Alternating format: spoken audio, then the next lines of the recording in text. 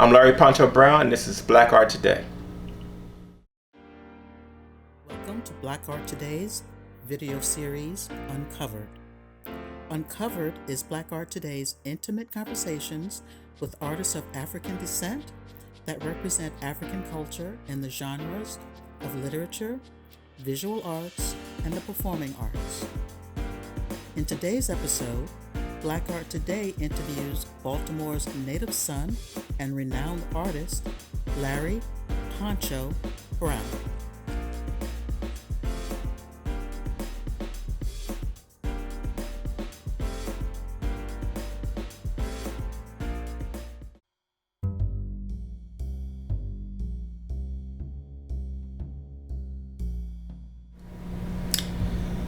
I was introduced to art kind of in a generational way. I'm a second generation art. My dad was a teenage parent and had me, so I watched him around the house and he was self-taught, trying to learn and paint. And so that was pretty much my early introduction. By the time I got to grade school, a couple of my teachers recognized my talent. So from that point, I decided it was my friend. It was my childhood friend. So that's what I did with all my personal time. You're talking about, the early 70s. There were no TVs, not that many TVs. I came from a pretty poor family. So art kept me off the streets. Art kind of saved my life quite a few times. But my interest came very, very early. And then by me deciding to follow my father's footsteps, even with regard to education, I went to Carver Vocational-Technical High School, which was a trade school. At that point in Baltimore history timeline, most people that were in a trade learned from vocational schools. We had Mergenthaler, we had Carver. And so they had a legacy of creating entrepreneurs. And so that was pretty much my introduction into art.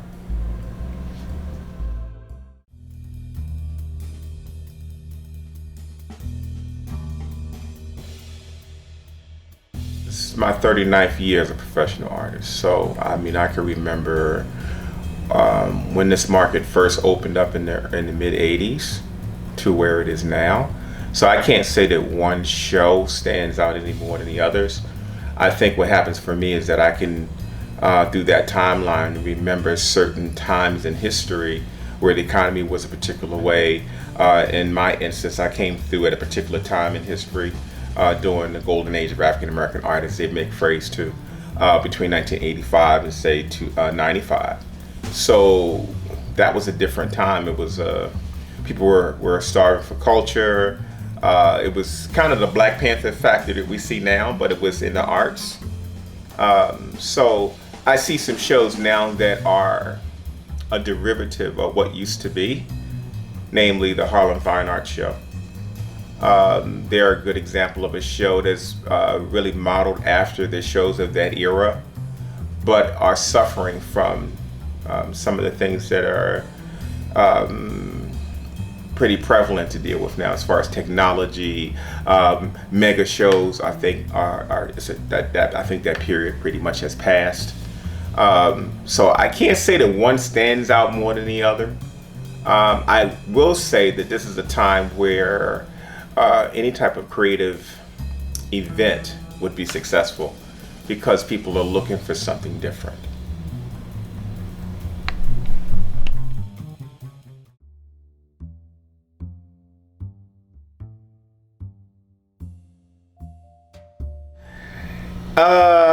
Charles is like one of the few artists that I bonded with almost immediately. Our sensibilities are so similar, our language is so similar, our drawing styles are very similar, the way we think is similar. So we were sitting around a pool one day at his place, contemplating the last time we had a block of time to create work. And we went back to college time when you didn't have responsibilities, kids, XYZ. And so we said, man, I wonder what would it be like if we could get together and just lock ourselves in and create artwork for a month. And so we laughed and thought about it. And I said, well, if we did it, we would have to do it either August, which is the deadest month for artists, or January. And so we both narrowed it down to January. Um, and we had a couple of different challenges to making it actually happen. But the first one happened at his house because the other artists we invited all had schedules. It's a wonderful experience because you get to see creativity at its best. We have continued doing those. We started in 2006. We did 4 of them. One was in Los Angeles, one was in Atlanta, Georgia, and we're going to continue to do them in different locations. It's just a matter of trying to find artists that are available for 3 straight weeks, because the premise is you work for 3 straight weeks around the clock. You do a show the last week, and it's amazing. We did one in LA with 4 artists, Deborah Shedrick, Gwen Redfern, Charles Bibbs, and myself. We created over 120 pieces in 3 weeks of concentrated time. And in that particular situation, we were in a gallery that had a loft upstairs. So we made the loft, divided it up, and made it into living stations. And we literally were painting around the clock. Somebody was in the studio around the clock. And so I encourage artists, number one, to work close together. And number two, to do these residencies where you get a chance to work with each other. So it's a wonderful experience to undertake something like that. But it's a challenge too, because we usually have artists coming from 4 different directions, the personalities, the idiosyncrasies, the different ways of working. It's a pure education.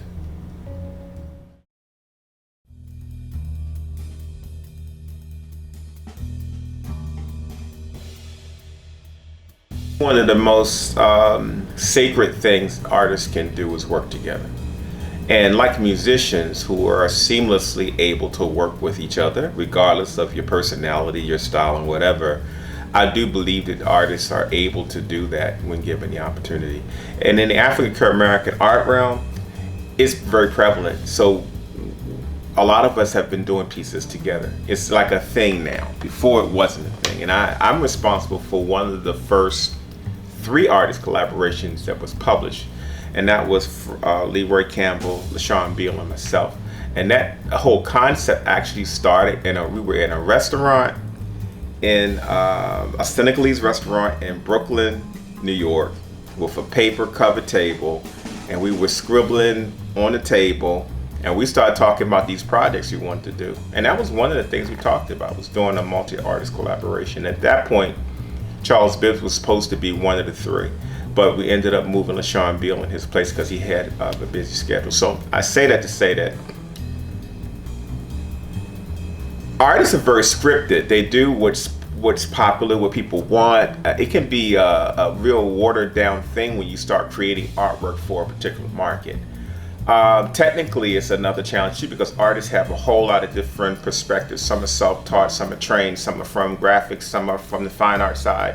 So when you collaborate, it's actually, you're looking at somebody else's work and trying to figure out how you can collaborate with that, how you're going to add something to this where it's a balance. And it's not as easy as it sounds. For instance, I received one from Cynthia St. James in 1996, and I'm still not finished because I got this thing. It's square, it's primary colors, and it's like it just intimidated me to the point where I really didn't know what to do on it. And then I started working on it, and when I started working on it, I didn't like what I did. But here it is now, 2018, and I know how to finish it now. So I've had some that have done, me and Charles probably have done upwards of 20 collaborations, maybe 2 major ones that were published. But we did a whole slew of small originals, because for a while we were doing shows where we would do small originals and we saw them directly as we would make them. I've done some with Sean Beal. I have one in my drawing table now with Kenneth Gatewood. He's fussing at me because that one's probably about 8 years old now. Karen Buss just fussing at me. I have one that's been sitting. We're at like the 98% point, and I still haven't finished it. So you have to juggle it with your schedule. You have to juggle it with your creativity. People think that artists paint 24 hours a day. I don't paint 24 hours a day. I paint 4 months out of the year. And so if it doesn't come during that 4 months, it's going to wait till the next cycle comes. The other points of the year, I'm doing administrative stuff. So collaborations are important because it gives us a chance to really just get off the treadmill and to use raw creativity.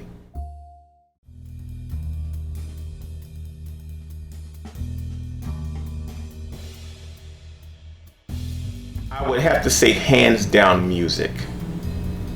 Music kind of sets a stage for me because artists are time travelers. I mean, we're the kind of people we can come into a room at 9 o'clock, take out a blank sheet or whatever, start working, and then 12 hours later, we don't realize how much time we've invested.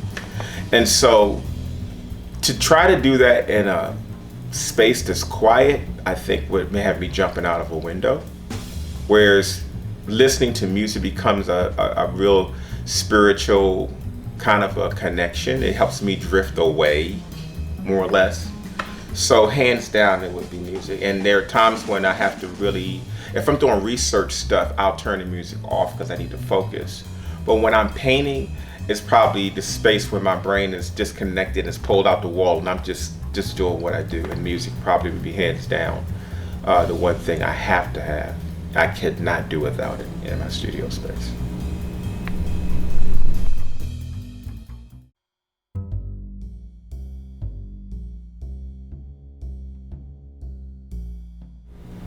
Wow. In the heyday of the golden age of African American art, we were servicing upwards of 3,000 galleries nationwide that were dealing with specializing in African American art. And so I've literally done shows in over 100, at least 150 of those galleries. And again, after that quantity of shows, they kind of blend together. It's a difficult question. I can't say what was the weirdest thing that ever happened. I can say that notoriety was something that I really, and most artists really don't understand. And so there was a point where my notoriety began to exceed my interpretation of it. And I think those were the weirder times when I had to adjust to the amount of people that knew of me in a strange state that it took me a while to really adjust to that. So I would say that hands down would be the thing that was the weirdest, is that when your popularity exceeds what you think it is, and you go into a town and you think this is going to be another show, and these people know more about you than people know about it you at home.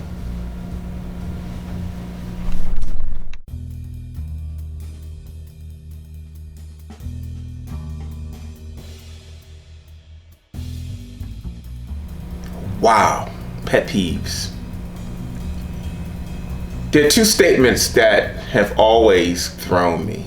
And one is, I know all artists hear this, and that's when folks don't know what to say. So they say, I really like your colors. What the hell does that mean? Okay.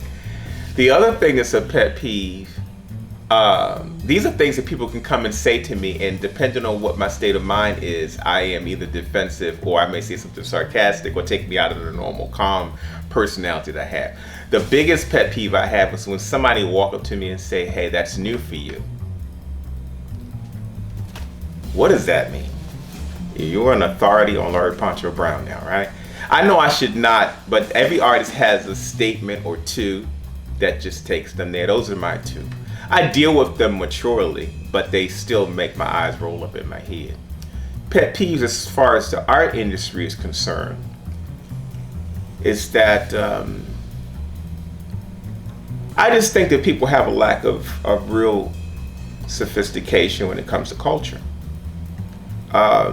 They will go in Macy's and spend $500 like it's nothing, but then come to an artist booth, see something they like, and then they'll try to nickel and dime you to what they want to pay, and they would not do that anywhere else.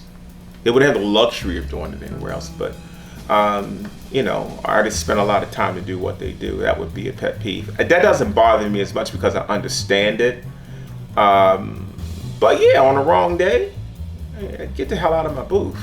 It's like you really have or that person, I got one that just popped into my head. You go through a 3-day, 2-day show, you get to the end of the show, somebody's been lurking like a stalker, and they come into your booth while you're breaking down, and they say, hey, I guess you're ready to get rid of it now. Or you have that piece. Now, get the hell out of here. As a matter of fact, help me pack my shit and put it in the car. That's a pet peeve. Those are one of the ones you just want to take the stack of business cards and just throw them at his face and hope he gets a paper cut. Because it's like, where you coming from with that? You know? I mean, I've heard some crazy stuff for people that look at your shit and want to take it home. Because I think it really talks to what kind of people we are. And people's personalities. Art is no different. You want to see a personality? Let a person start looking at something they want and then how they interact with you to get it.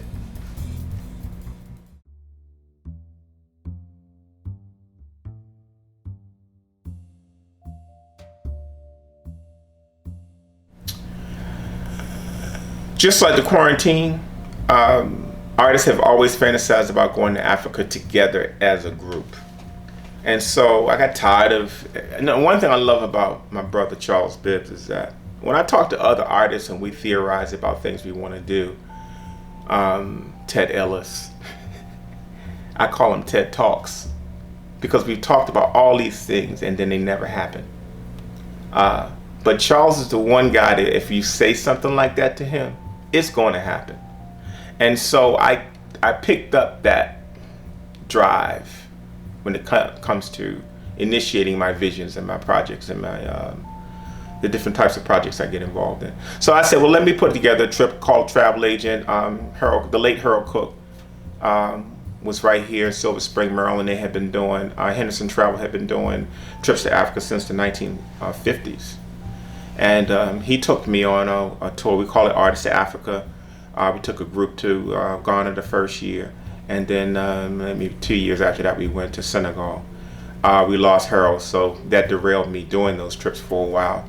But we'll be doing that again. I think that people used to always come and say, Poncho, man, I've been to Africa and we did this and we did that. Man, that was a spiritual situation. Yeah, you just got to go. And I was like, they're just ragging me because they went someplace on a vacation and they, you know. So when I got to my first trip in Africa, I took my son with me. He was 12 years old. And my mother had just passed. And I can't tell you how magical that trip was. It was redefining for me and my son. He was having trouble in school, but when he came back, he really got his life together. He picked new friends. He had a different seriousness about his work ethic. So I know that if it happened to my son at 12, that I can only imagine what would happen to artists if I took them on a trip and not just did the touristy stuff, but took them where they did the carvings, where they did the metal work, where they did the X, Y, and Z. And we hope to do more of them on a larger scale. The most we've done artists and art collectors, and so we've had groups of around 10. But I want to do one where we have like 60.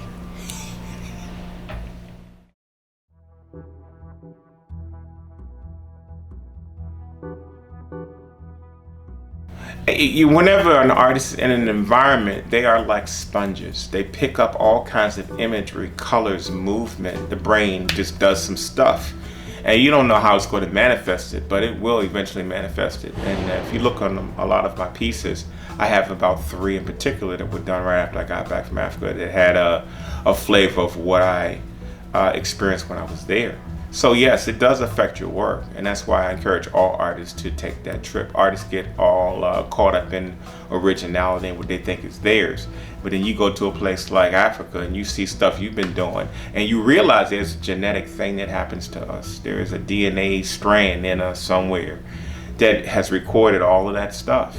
And so I encourage all artists to go and reconnect to your origin, and it will definitely affect your work.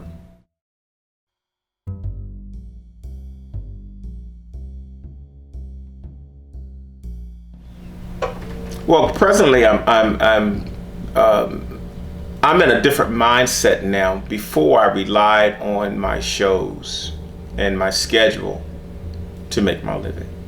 And the last 2 years, I have been trying my best to do things closer to home and not be on the road.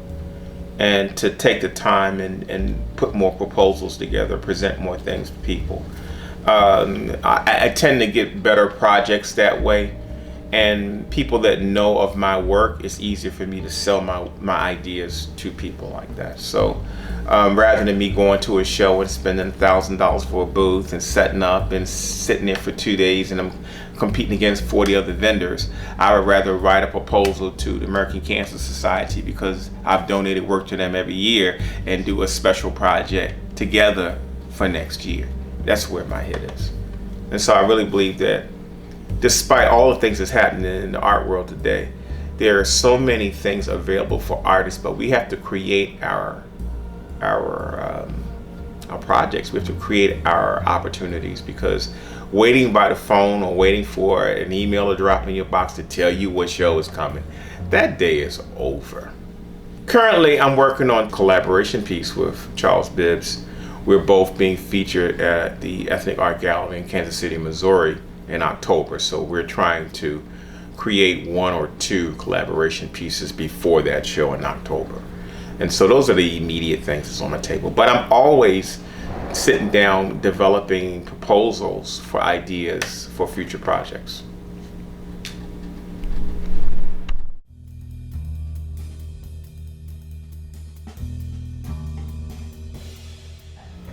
That was another artist's dinner. We used to do that after shows, these group shows like Philadelphia Art Expo, and we had the Puck Building show in New York.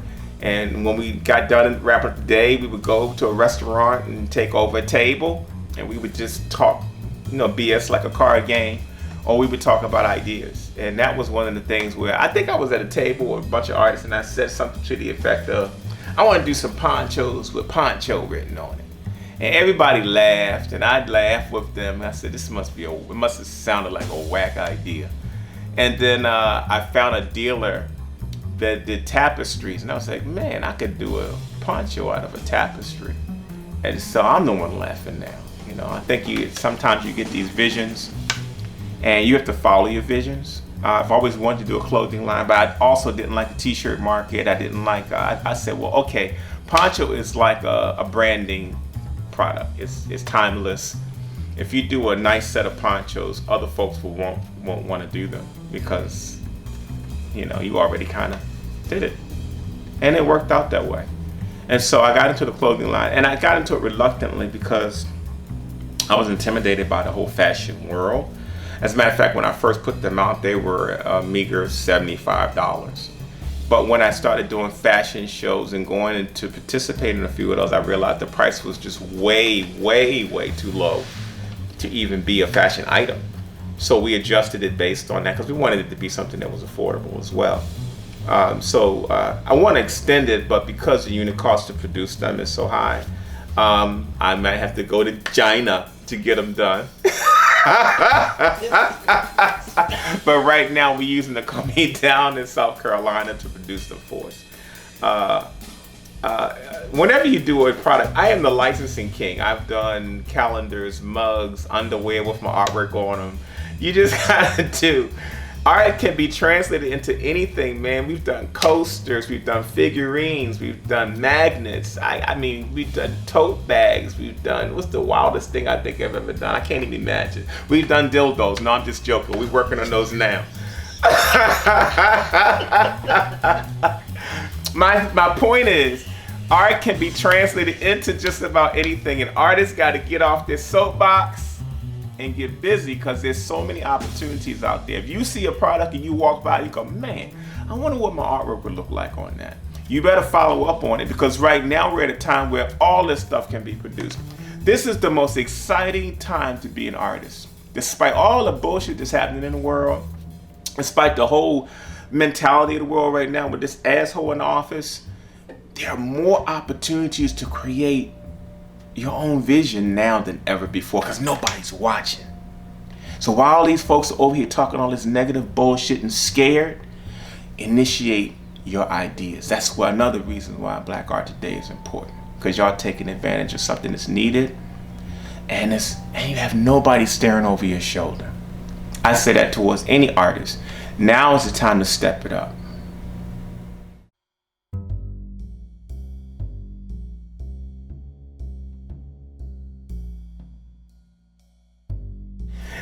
Well, see, that's the misconception, is that she really is not a mistress.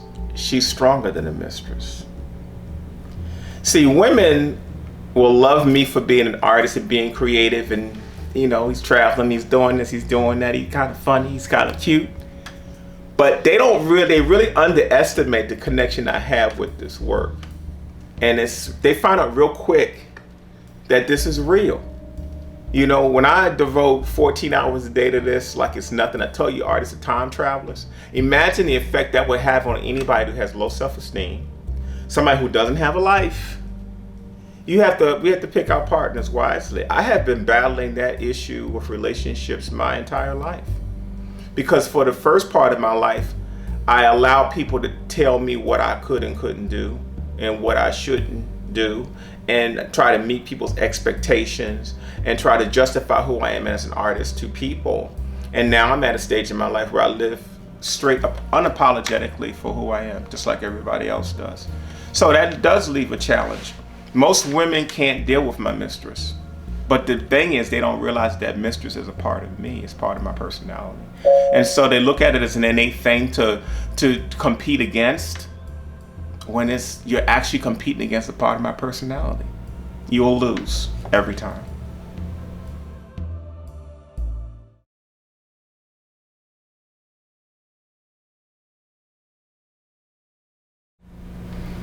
Wow. That's a deep question. The obvious answer is in 1995, I had a studio fire where I lost everything. If you can imagine, I was always a very motivated young artist. So I started in the business around 17, and I was just hungry. I was just art 24/7. I probably was getting 2-3 hours of sleep and still was just grinding. Every dime I made, I reinvested back into the business. And I had built this distribution business from 1985 on up to 1995. And I had invested. I sucked so much money into the business that I was just getting ready to see the payoff of my investment when this fire hit. And I lost $1.5 million worth of stuff with no insurance. It took out everything that I did from age 8 to 1995. So I essentially had to start over again in 1995. And that was right in the middle of me really blowing up as an artist. That was quite traumatic. I mean, it led me to depression. It almost led me to suicide. It was redefining. At the same time, I got a chance to see what very few artists get a chance to see. And that is the impact they've had up to that point.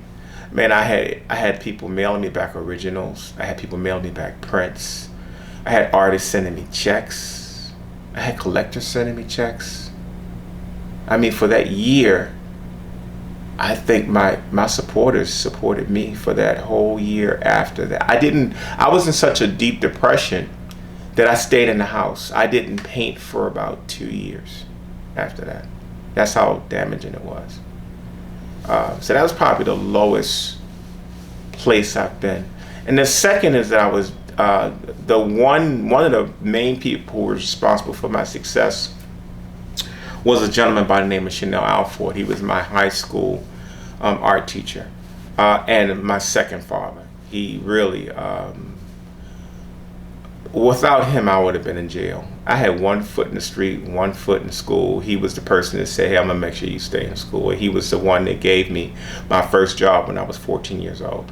And he passed a couple of years after my father passed, which was really hard for me. And then right after he died, I was diagnosed with cancer. And that took me out.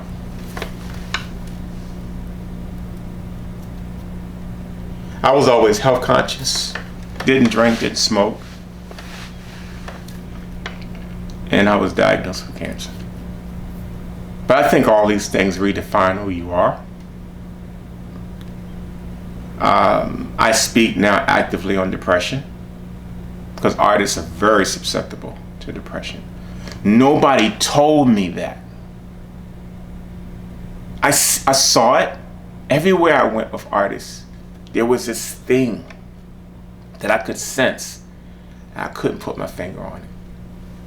And that was that artists deal with depression more than most people. I started noticing in my musician friends, that thing, that undiscussed thing, and it was depression. And so now when I talk to artists in my mentorship with artists, I'm now able to talk to them on a spiritual level that I couldn't before through the losses that I've had to endure. And so I think at some point, our dysfunctional artist family has to really get a chance to know one another, speak and talk about the things that are important. And I'm noticing my artist friends now beginning to do that for the first time. Really speaking on another level on the things that they've gone through and the struggles that we have.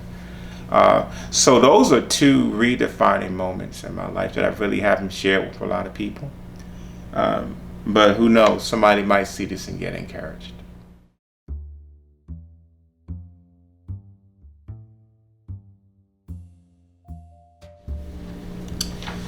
Black Art Today is important because we're at a time now of multimedia. And when I make reference to the golden age of African American art, the reason why I do that is because that period happened so fast and the money was coming so furiously that nobody thought about documenting that period of time. And so there's a lot of history encapsulated in that period that basically could easily become lost. Black Art Today has the potential of documenting artisans.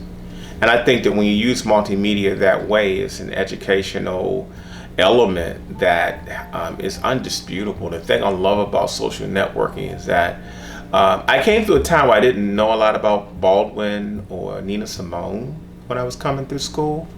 But now you can go online and see documentaries of them. That's powerful to be able to get that kind of history because, you know, all of our history was controlled. So that's the importance of Black Art Today, is that they get a chance to really put people on the pulse of what's happening in the creative community.